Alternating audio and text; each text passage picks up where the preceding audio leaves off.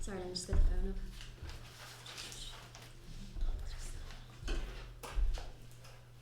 Okay, so let's start by outlining the model. So we're going to take this into significant, and we are going to take it exactly what that means. So understand what we think in terms of health checks, and that means reducing checks. For example, factories often have mandatory 3 to 4 checks a year that they have to pay for to ensure all the machines are working, to ensure everything is up to standard. I think that that costs massive amounts of revenue currently. I think that is going to be reduced. We don't think it's like nobody is going to get helmets anymore, because presumably they're not massively expensive to buy or anything. We think it's like reducing down the systems that are already in place. We don't think it's to none. We do think social welfare, in terms of the minimum wage, we think it's probably not going to be viable to go below social welfare, given that that is nonsensical then to work for that. So we think that is probably going to while we're happy to say reduce it, we're going to say it's not. These things already exist where none of this stuff happens. And what is the specific thing they tell you? So understand, in countries in the developing world where sweatshops exist, all these things already happen. There's a developed there's no health and safety, there's low minimum wage, high working conditions. We say but recognise the interesting thing that is happening in countries like this, say Sri Lanka, is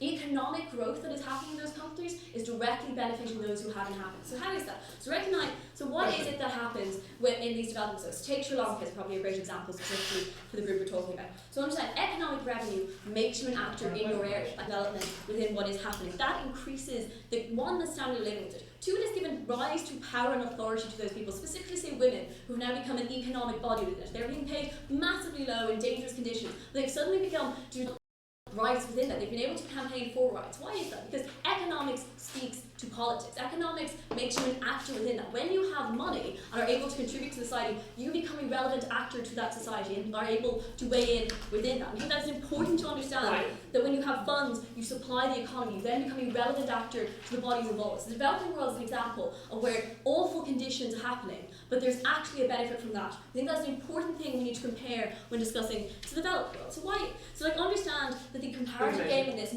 is that we've always assumed that giving money is the best thing, the principled right to always get money. We say the point at which we can prove there are more harms to you, being more cut out of the society and systemically more harmed, then that principled right is then they have to prove to you, I'm going to tell you it's not as important as having a place in society. So what is it? Understand there are 2 significant changes happening in the developing world right now. So economies always contract naturally. Essentially, supply and demand go up, inflation goes up to the degree at which your economy has to contract, because it's no longer you can no longer pay for the price of the supplies, pay for the price of the materials. So contraction naturally happens and will continue to happen. So it's not just a roller coaster that only goes up. There's going to be bad times within that. What is different specifically now and happening in the developed world is that it's also a technological revolution. That's a really important factor within this. Why?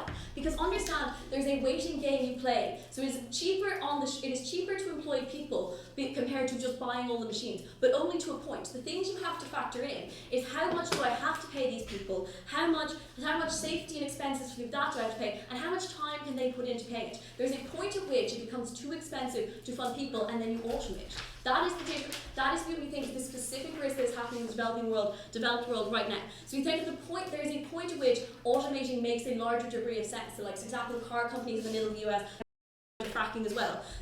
That point is an economic benefit, even when those harms exist. We're not saying you should cut all of them out. I gave you reasons why we don't think companies are just going to eradicate all of them. What I was telling you in there is not that we think sweatshops are the ideal system, but they tell you something important about how economics and power work. They tell you that the way to be in the system is to have power. What we think happens now in developed countries, particularly in the lines of technological revolution, is that gets lost. So what happens when you automate a town? One, entire cities just get destroyed. If that economy leaves, if that business automates, all the jobs and areas happen. See the coal mining in the UK in the 1940s. Those times are still not going to happen. But when this happens, those cities can be destroyed radically. What else happens when that major revenue for these cities disappears? That is a loss of economic power in general, because businesses leave when there's no money in the area there's no businesses or money in the area. That means other types of employment leave those cities, and say middles of America, that can destroy you. There's no way you can get a job beyond that. What is the big harm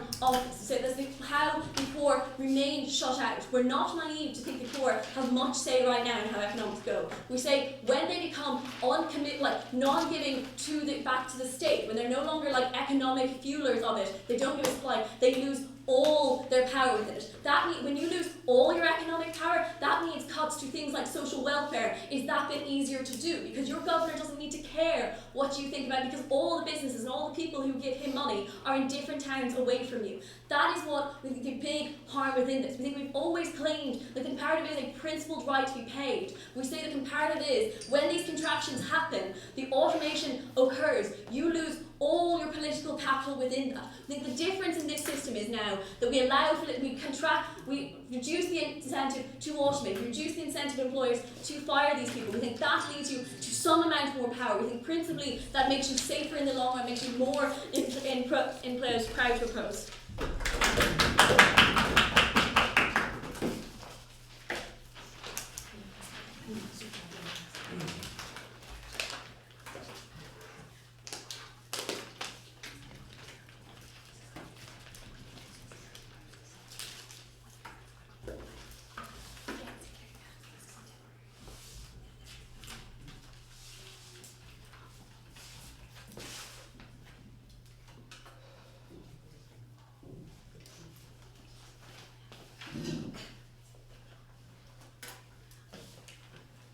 Great, we thank that speaker for the speech and call upon the Leader of Opposition.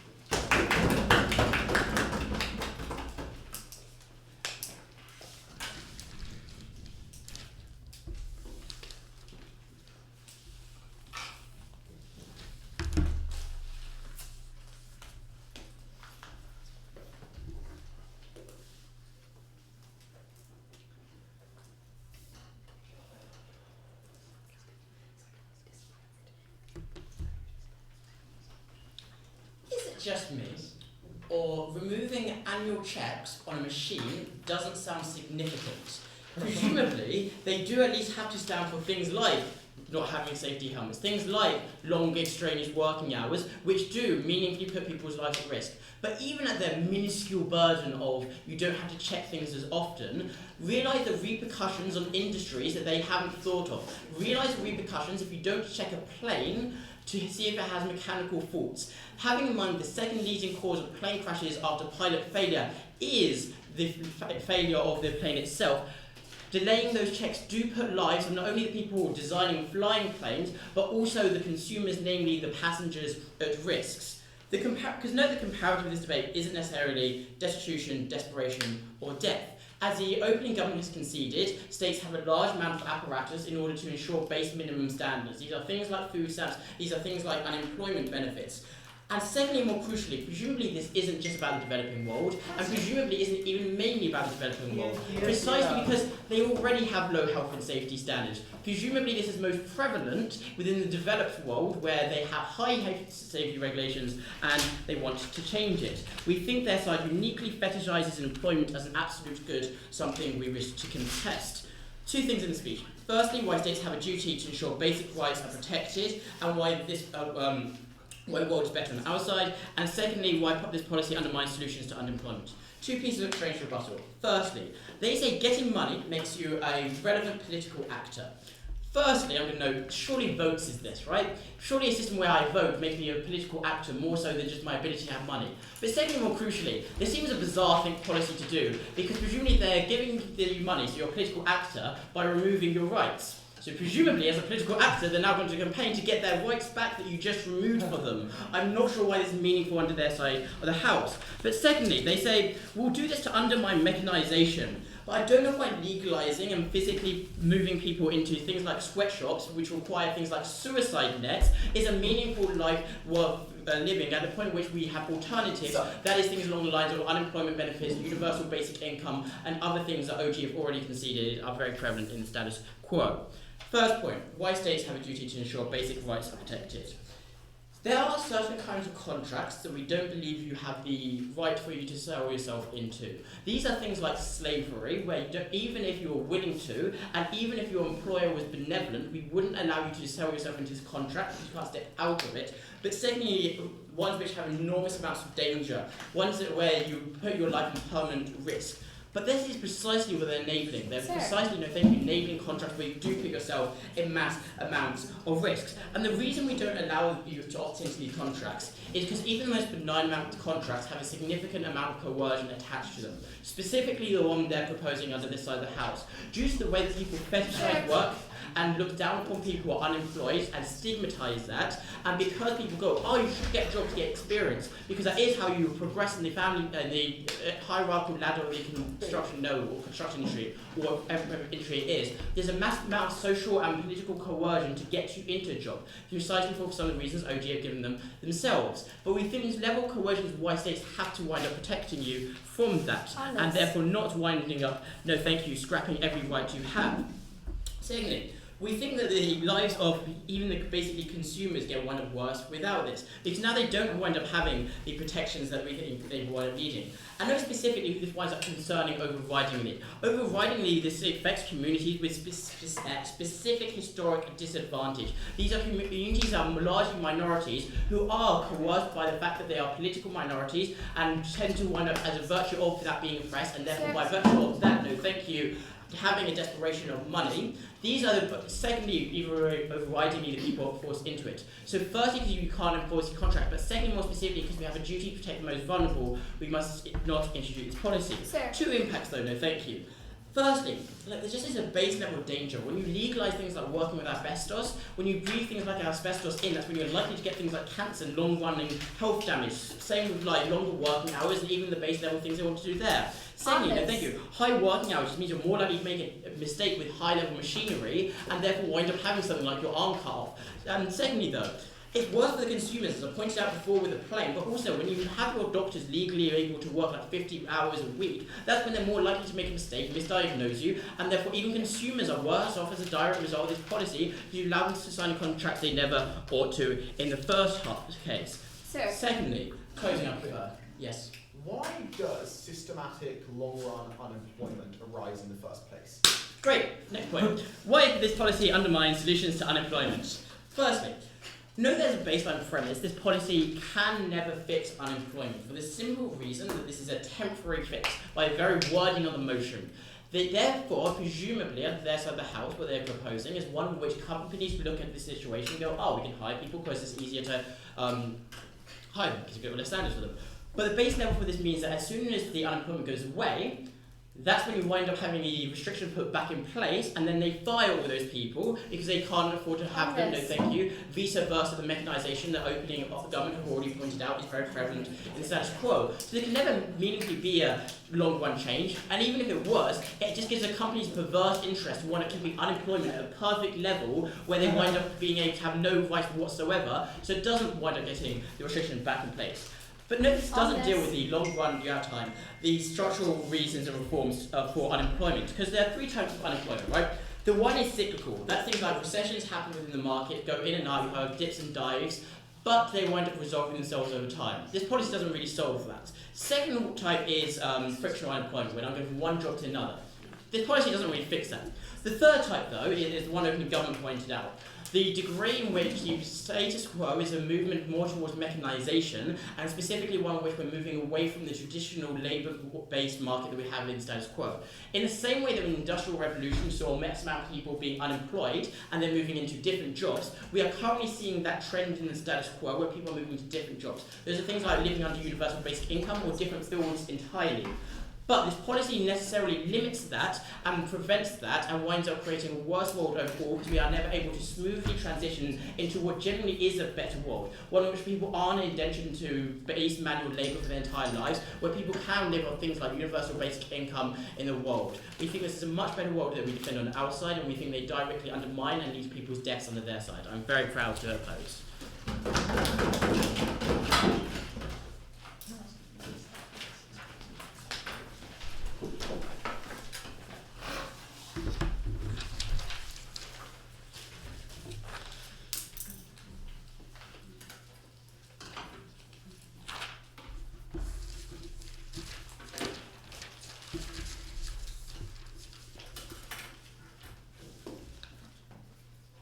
We thank the Leader of Opposition and call upon the Deputy Prime Minister.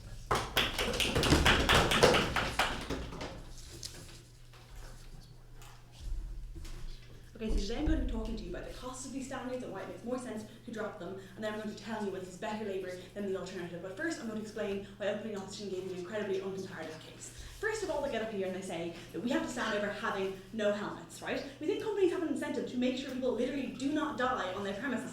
We think airlines have have an incentive not to get their plane crashed. Why? Because no one's ever going to use that airline again, right? Lawsuits are far more expensive than providing these helmets than doing that. That's why we think these standards are not going to drop that low. They need to engage with that. That's also the reason why you're not going to get doctors running 100 hours or whatever, because the hospitals have an incentive to make sure that their things are safe, so people continue to go there. That's not comparative, right? But also, secondly, they said that we said in the developing world. Not true. Lorna explained about the developing world in order how that works there, and then she moved on to the developed world. They need to engage in that.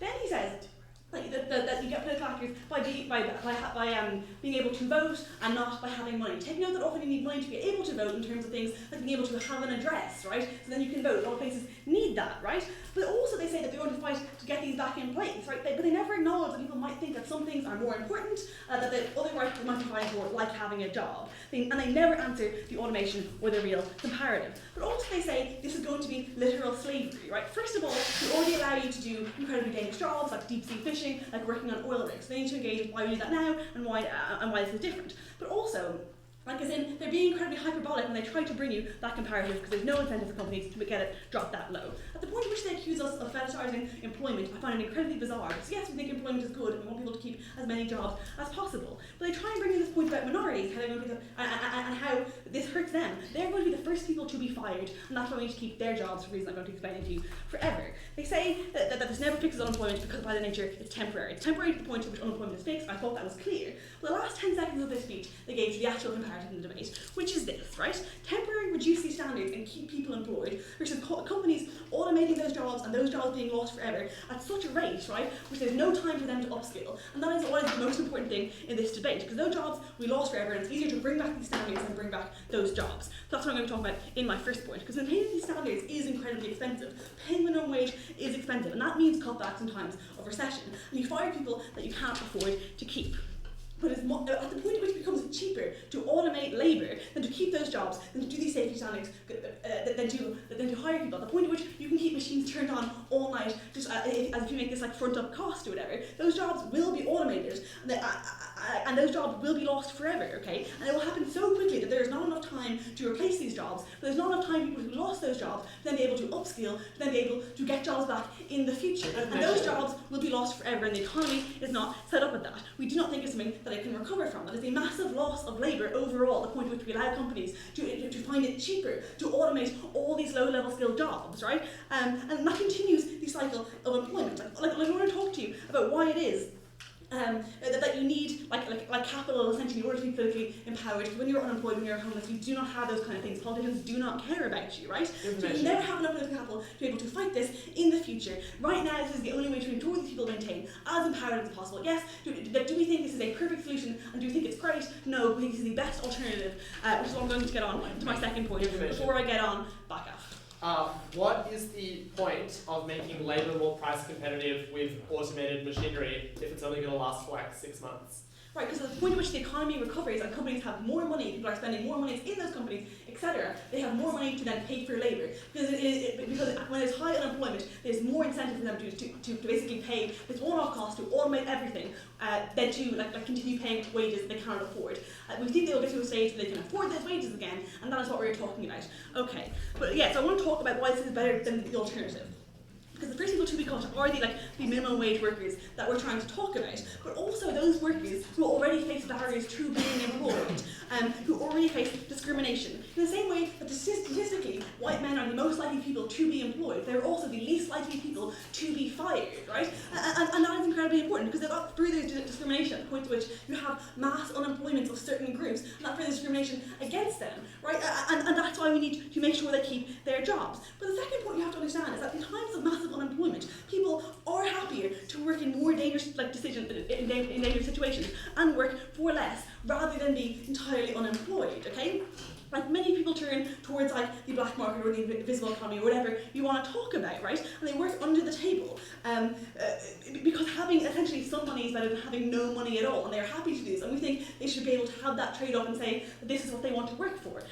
But why is this? Why is our alternative better? Because at that point, there's literally no safety checks at all, and there's no minimum wage, and that is the comparative, right? And it is worse because at least like when things go wrong, there's a company to be held responsible, right? At the point at which we don't think that companies are now going to be like, oh, we don't care if our employees get massively disfigured or die, right? We don't think they're ever going to be reduced that low. We think laws still exist. So the point at which when you're working on the black market because you're happy to work for that much and something goes wrong, there's no one to hold responsible. You are working illegally and there's no way to have any right, because at least on our side you have a company who has a duty to you, right? But the second of all, and why it's better is because when you work in those kind of economies, you're not paying tax into the government, right? And it's much better if you are employed, even if you are less than minimum wage or whatever. It's much better when you have that income that is then going to the government. But why is this? Because essentially you're contributing back to the economy, which is, and this is why we get out of unemployment faster. And they basically just say this is unemployment never stops or whatever.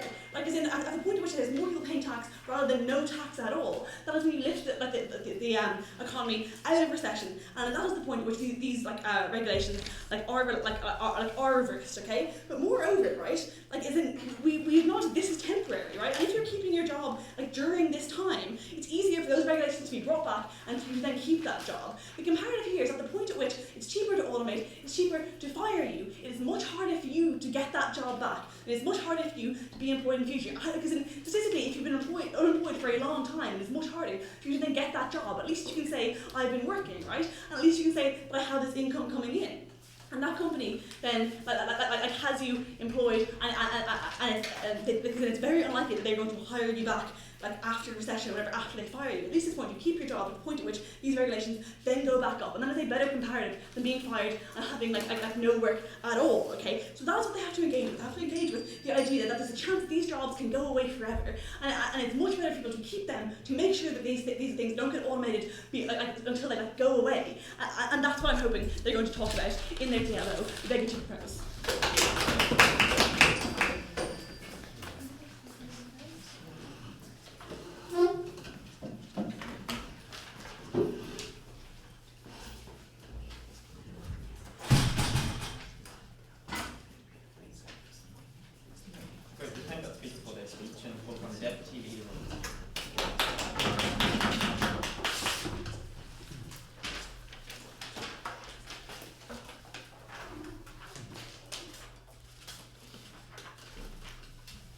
Given that the CAT made an explicit briefing telling us that the word significant ought to be taken at face value, it was strange to us that the opening government accused us of hyperbole for doing what the CA has asked. Nonetheless, let's look at 2 points in this speech. Number 1, I want to look at the lives of workers, and secondly, the future of the state. The lives of workers. So, the central claim of the opening government is that power comes from economic independence. That means we should employ people at all costs because that gives them the ability to make a political difference. 2 general sets of responses to this.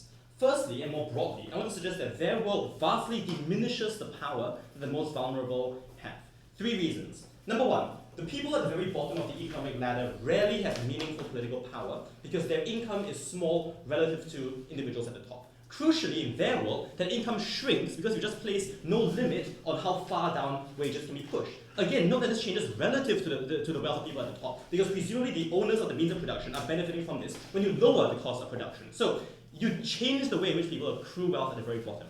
Secondly, note that you're given that a lot of political power depends on you, the degree to which you have power over your employers, your side literally signs away that power at the point when contracts no longer have to specify restrictions on what your employers can do to you. You sign away the duty of employers to give you to give you legal recourse in cases when you think there's been a breach of contract. You sign away things like ensuring that your employers need to give you basic minimum standards on a daily basis. So broadly speaking, I think construing power as solely about employment is false. But thirdly, Bailey points out there's no genuine long-term change here because presumably at the point at which employment levels are normalized, at the point at which employment goes down, those restrictions have to vanish. In which case, all the pressures you pointed out about automation come back. So broadly speaking, I don't think that case makes a difference to the power that people have at best and makes it worse in the worst case. What else I prefer? And this is the comparative of this debate.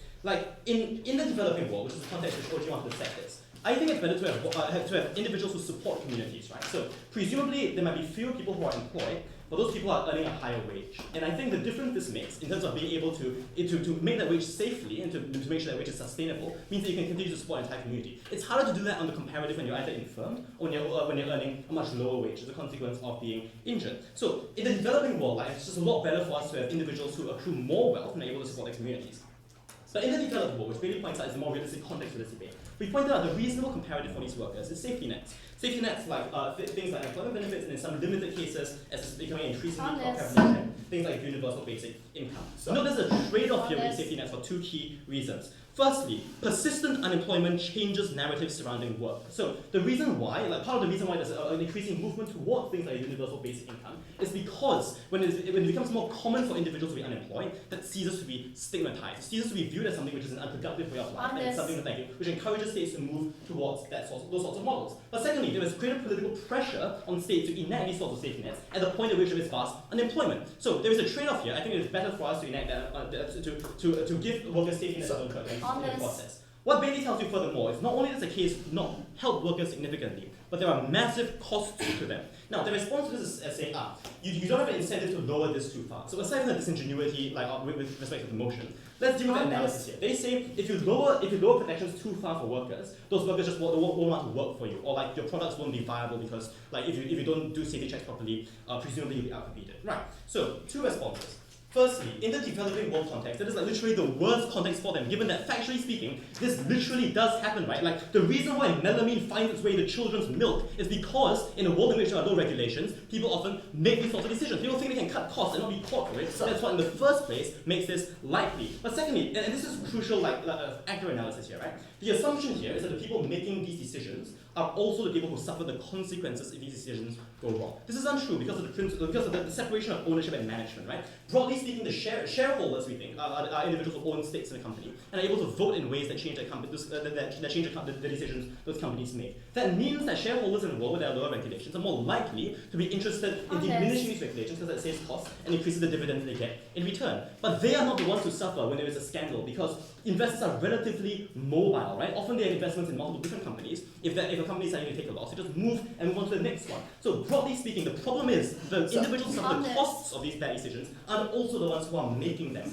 That's why we're likely to see a drastic reduction in labour standards at their side of the house. That's why we think we're likely to see situations where workers don't have safety helmets, for example. Given that in their own context of the developing world, there is a relative black box of information. It's not like you know meaningfully where the atrocities, where the worst accidents are being experienced. It's not like you know meaningfully which companies you want to work for. On their side of the house, labourers are far worse off. And let's be clear what this means, right? This means workers going without adequate protections in the workplace, which directly harms their lives. Bailey also tells you this means a damage to society in general, and the point at which your trains aren't properly monitored regularly, which you think it's okay for you to cut costs. And Bailey tells you there's a specific duty on the part of the state to ameliorate this prospect, and that's something which their side takes away. Secondly, let's talk about the future of the state before that back up. In 2008, while demand for consumer goods plummeted, the prices of many of these goods stayed fixed, artificially higher than the price which most consumers would have been willing to pay.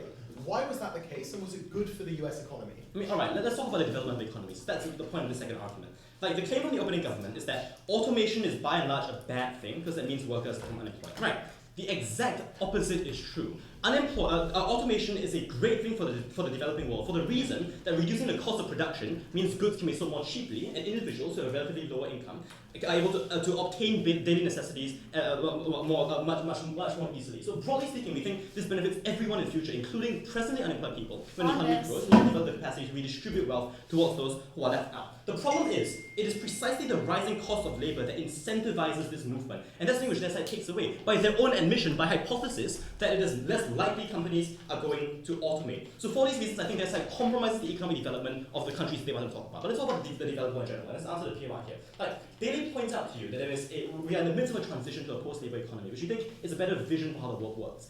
The government, as is obvious in their case, vastly fetishizes the role of capital, vastly fetishizes the role of earning an income and being traditionally employed.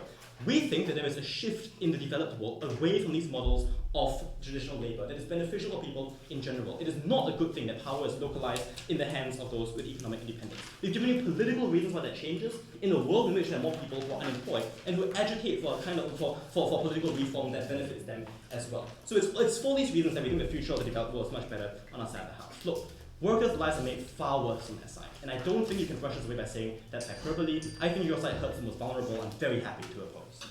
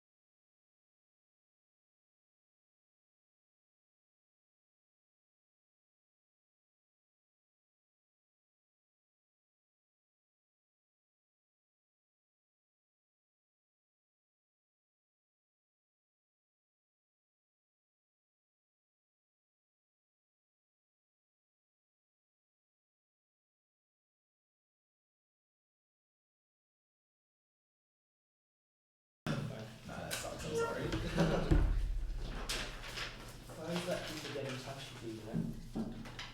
This is tiny.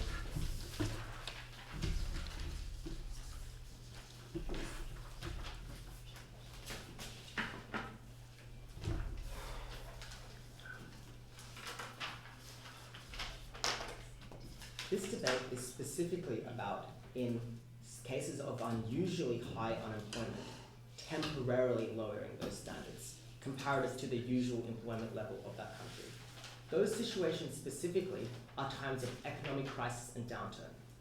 Our extension and closing opposition is going to prove to you that in those situations about which this debate is about, why unemployment and economic recovery actually get far worse if the government policy is implemented. So firstly, let us talk about the litany of ways in which the increased incentive to hire from the capacity to lower these standards is incredibly small for these corporations. And let's look at some of the problems that both opening government and closing government identified. On technological replacement, obviously that will still happen because, firstly, investment in technology and research is good for a company in the long term, so it's a wise decision for them to make anyway. But also because those standards and higher wages are just going to be reintroduced, no thank you, at the point at which the employment crisis ends, which means that it makes far more sense for you to get a robot rather than a person because you're going to have to get that person anyway. And this short-term nature of this policy actually responds to a whole variety of other mechanisms that the government bench wanted to talk about. So opening governments seem to want to talk partly about there being more incentive to invest in things, like building a factory now that you can employ workers in those factories. But again, that enormous cost of building that factory is not going to be worth it if you only get to pay your employees less for a short period of time. And I think this also leads to really deep disincentives to hire in general, because presumably, in order to hire a worker, you at least have to offer them basic training. But these workers, you're only offering them to work basic training for their lower standards for that temporary period of time. That cost is not something that companies are going to, that's not going to change the calculus of companies in the vast majority of instances. In fact, in many cases, probably workers will have to be retrained, right? Because presumably they'll have to be trained in the lower standards of don't worry guys, just check that airplane once a week, once a month rather than once a week. And then when that period of unemployment ends, they're going to have to retrain them to meet more rigorous standards, which actually is a double cost upon that company, which again, corporations are incredibly unlikely to take that and employ more people.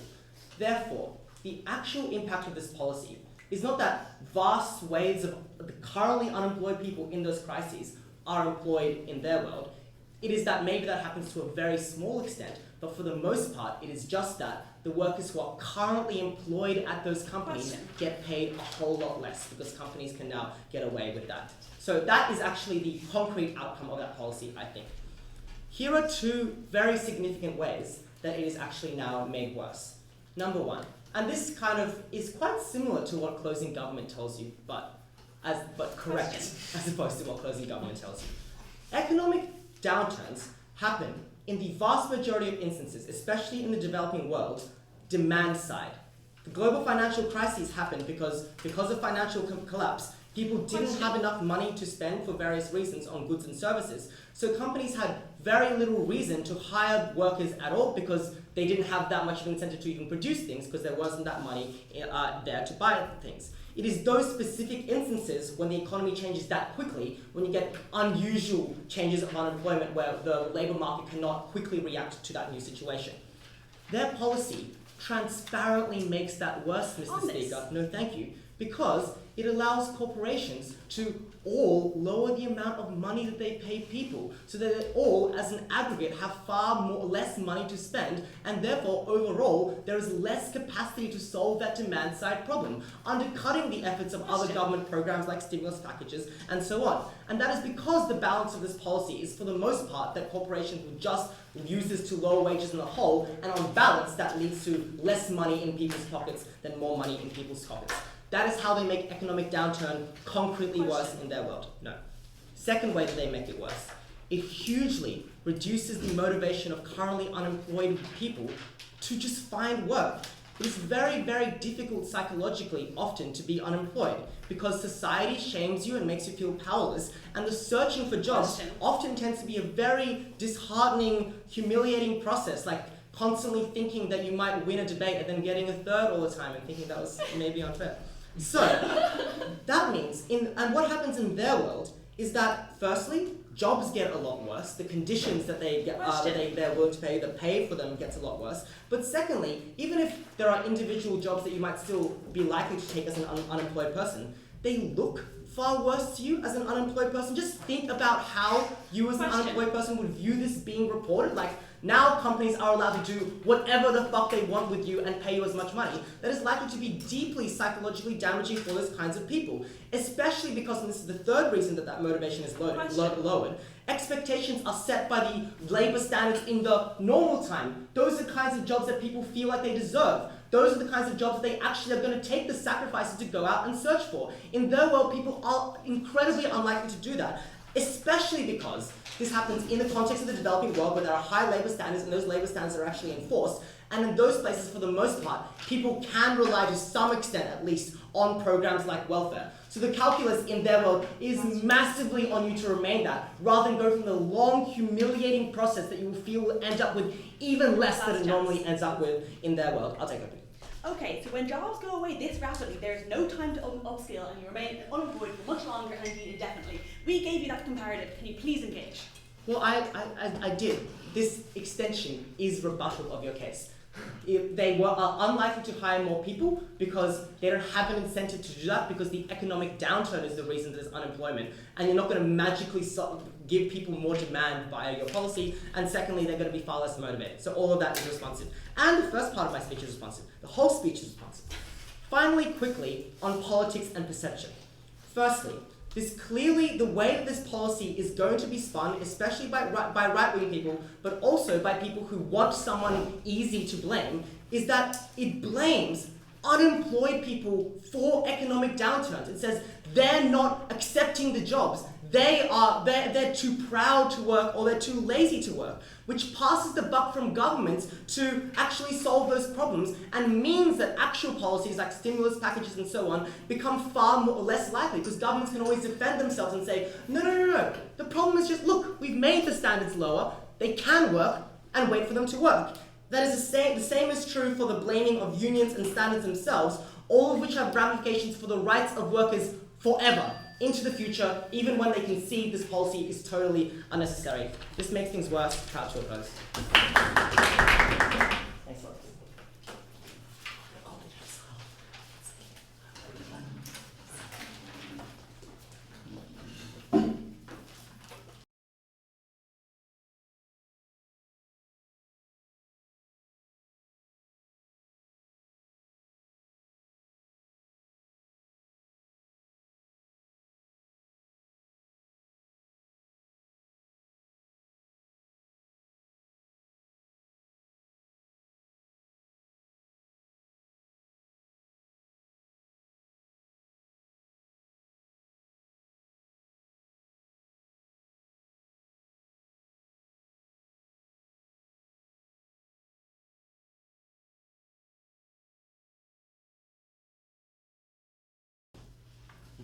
That's good.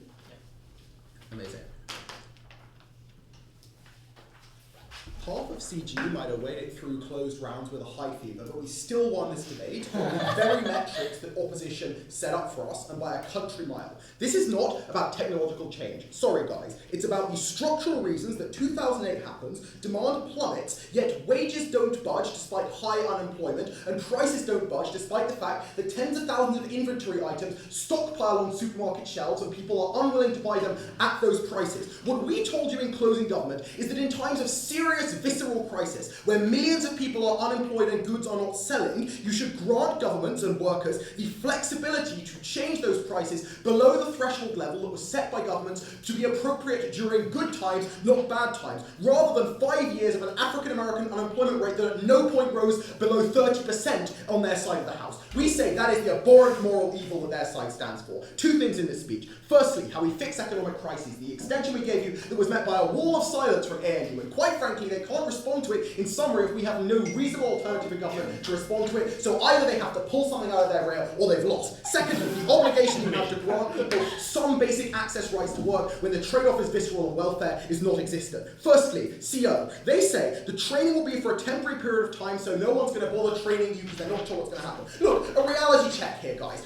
One, this temporary period of unemployment is like 2 hours where unemployment is over 10%. We're talking like a 2 to 3 year phase usually where unemployment rises above like 8 or 9%. There's going to be pretty damn good incentives to train people who can get a year of unemployment out of them. Secondly, training is for minimum wage work because the only place where this is relevant is where wages are falling to an extent they can't have fallen before, i.e. minimum wage or general blue collar work. A McDonald's employee requires 1 hour of training to get up to full efficiency. I don't think that's a meaningful trade-off even if the unemployment process does last a week. Given that McDonald's literally said they could have hired workers in 2009 at $6 an hour and didn't, I think it's quite plausible this is a problem we can solve. Then they repeat OO by saying that companies dictate wages and work conditions on their side of the house. Again, this is bizarre. As a worker, I am capable of producing output equal, say, to $6 an hour. If a company is paying me $5.50 an hour, another company will be willing to pay me $5.75 an hour or the equivalent combination of money and safety standards to equal that wage, right? So to that extent, companies are incentivized to compete to offer me a wage equal to that which I am producing. To that extent, it's unlikely the manipulation they talk to you about is going to happen. Then they say people will be depressed and won't look for work. Look at the comparative, guys, where 3 million Americans sat on their rears for 18 months with no reasonable job openings existing, which our side creates by bringing down the minimum wage, such those jobs can exist on our side of the house. Sure, there were a couple of people who could have worked at $7 an hour who are now working at $5. We are happy to take that trade-off with millions of other people now able to work at $5 where they previously weren't able to. Our side at least gives them that choice.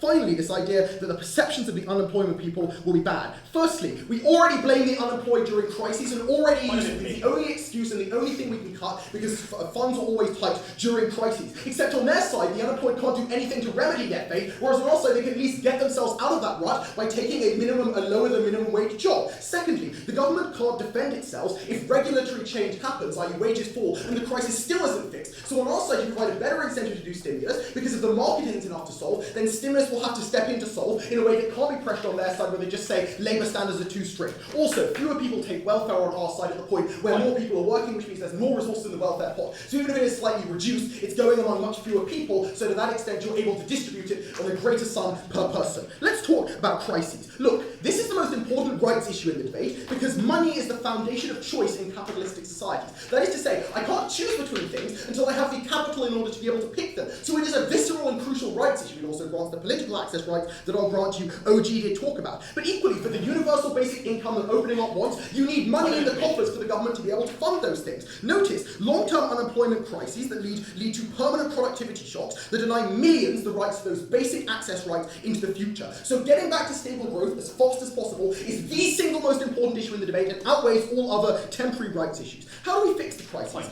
Firstly, we let prices and wages rebalance, because crises can be frictional or cyclical OO, but both cause people to have less money so they can't buy stuff. But once people are being paid minimum wage, you can't lower the wage further, so the input prices of lots of goods on the shelf can't change, which means people physically can't afford them. Our side lets those costs fall to the point where you can let wages fall commensurate with them. That means people are capable of buying this stuff, even more capable when you consider they're able to work more hours than before, so are capable of purchasing more of the goods than existed before. What that does is stimulate demand at the point where the company gets money for the purchases that are being made and can use it to hire more workers or pay the workers who already had more, who then go out and spend the money on more goods and fuel a circular flow of growth and productivity. That means you can rebalance economies out of the systematic shocks that lead to long-run unemployment. No mechanism or reasonable response on their side and way too late to deal with it. Secondly, you keep people employed on our side. OO explicitly concedes fewer people have jobs on their side. The problem is the long-run unemployed never get rehired because companies don't want to take a risk on them because they stop looking for work because it's psychologically scarring not to be able to find a job after you keep looking for 3 months straight. On our side, they might earn less in the crisis, but they can also get work after it once wages stabilise,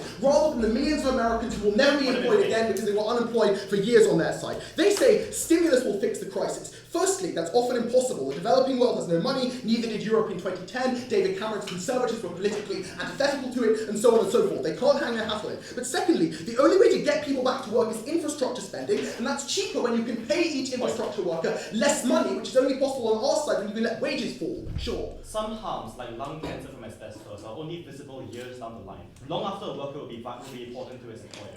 Why is it legitimate to impose those costs on them? I think workers can make a reasonable decision between the potential potential of long-run harm and the ability to feed their family now, and that's a trade-off they deny in the face of these obvious massive benefits we provide you. CEOs say that there'll be less money in people's pockets. Yes, less money in each individual pocket, but many more pockets that have money than existed before. Because you can't hire someone at $7 an hour if they're worth $6 an hour. When you lower that wage, all those people can be hired. So they all have slightly less money, but you've hired them, so you have more money in the economy as a whole on our side of the house than you do on theirs, where tons of people are unemployed and not spending anything. On the rights issue, OO's claim is people can't consent to certain contracts. Look, their side is more non-consensual because it pushes and forces you into unemployment and destitution where you have no reasonable choice other than to take the money the state has given to you. And it's presumably not going to fall that far because, as opening government points out, welfare acts as a floor on the minimum wage you are willing to receive. They then say it affects minorities the most. So does a crisis, because unemployed minorities tend disproportionately to have the lowest wages. They get by far the most unemployed, and all the harms I talked about viscerally affect them and their communities the most. But also, their side unnecessarily drains welfare, a very limited pot that we should distribute to the most needy people. If people are willing to work for slightly less than minimum wage and mean that those resources can be freed up to help other people on welfare, that is a massive gain that in these visceral times is the only appropriate thing to do for some of the worst of people. I am exceptionally proud to propose.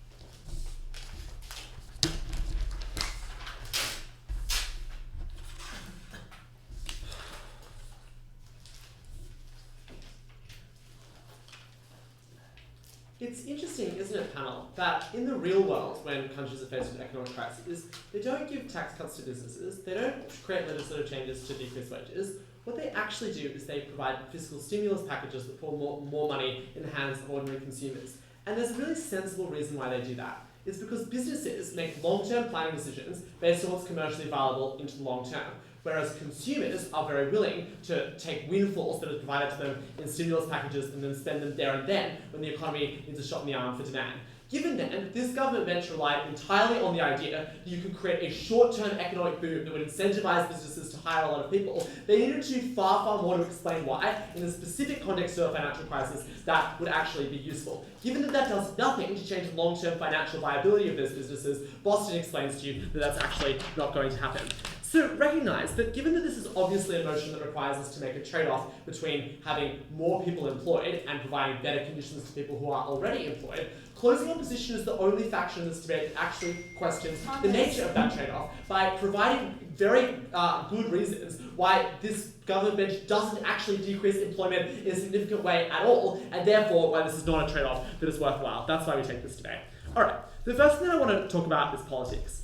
So, it is not true that high labour standards damage the economy. Corporations use their extensive market power to extract profits by bullying workers into accepting low wages. And Harry's claim that you can just compete with infinite employers until you get the wage that is exactly equal to your productivity is clearly free market nonsense, as anyone who's actually applied to a job understands that you are the one who is begging employers to provide you with a job in a context where there are extreme limits on your ability to do that.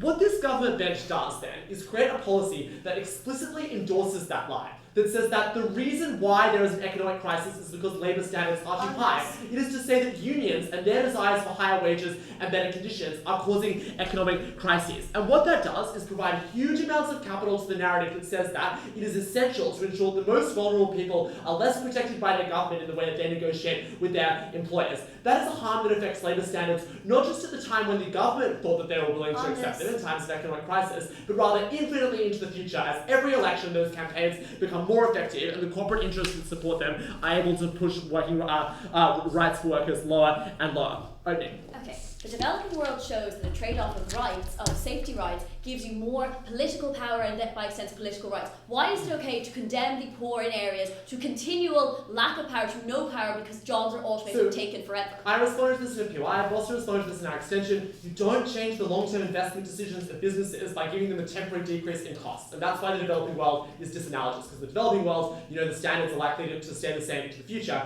so you open factories there. In the context of this debate, you don't change any of your decisions because you've already made, because you make your investment decisions in the long term, not on the basis of a 6-month temporary change in the level of wages that you have to buy. And that leads me on to my next key point of clash. Is this actually effective at addressing unemployment? Because all the factions just took it at face value that unemployment would fall. We actually examined that assumption at closing opposition.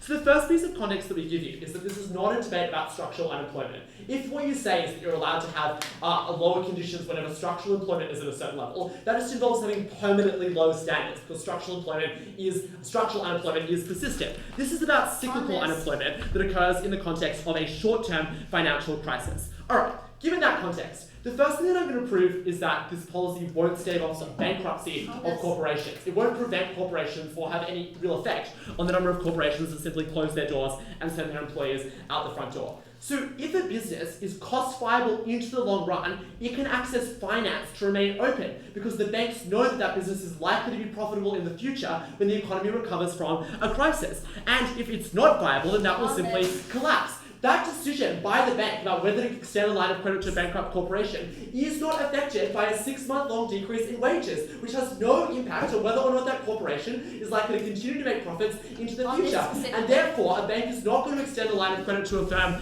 There's no difference in the decision making, and therefore this policy does nothing to ensure those firms stay open.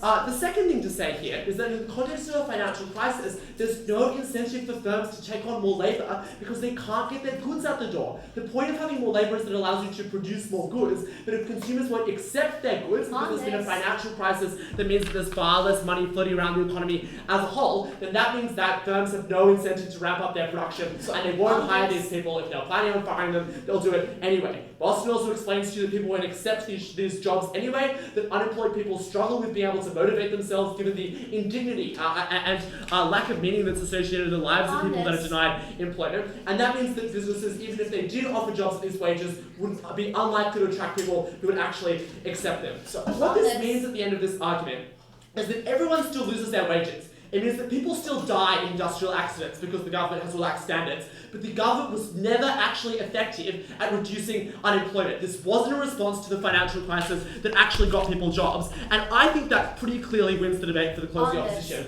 given that the government case was in its entirety contingent on the benefit of actually ensuring that people were hired. Let's look at the extraneous parts of first the closing government's material. So closing government talks about stabilisation. I've explained that because they don't increase employment, the main mechanism for stabilisation in the macroeconomy the closing government relies upon goes out the window. So I'd also observe that cutting wages, as this government bench supports, reduces demand across the economy and therefore exacerbates the downturn in the economy, which therefore also increases instability. Closing government makes the bizarre claim that fiscal stimulus is impossible, and therefore this is the only way to stabilise the economy. If you remember back to 2008, you'll recall that almost every major country pursued extensive fiscal stimulus because there is excellent consensus among economists that it's the right way to go, and that's because it's politically popular, allows you to hand out cash to all the interest groups that you support. Governments are absolutely willing to pursue fiscal stimulus, and it defies an empirical understanding of what's happened in past financial crises to say otherwise. Finally, closing government says prices have to be able to fall. If corporations think that they can induce people to buy their products by cutting prices, they will do so anyway. The last thing closing government says is this drains welfare, except there isn't a finite amount of welfare. There's a legislative entitlement to a particular level of unemployment benefits, and unless governments go through legislative processes to change those things, there is no impact there. I don't think that the closing government provided any reason why governments would suddenly cut welfare in the context of a financial crisis. We would say that they would raise welfare as a means of fiscal stimulus. To briefly look at the opening government, and I've already largely looked at this in my introduction, opening government said factories will close and firms will automate. but those decisions are made in the long run. If it is more profitable for you to redesign your processes to have machines, then you will do it anyway if that gets you a saving. And there is no effect on the long run investment decisions, which opening government's case was about. They didn't give you any evidence that a 6-month holiday in the amount of wages you would have to pay got anything like the benefits that they claimed it would.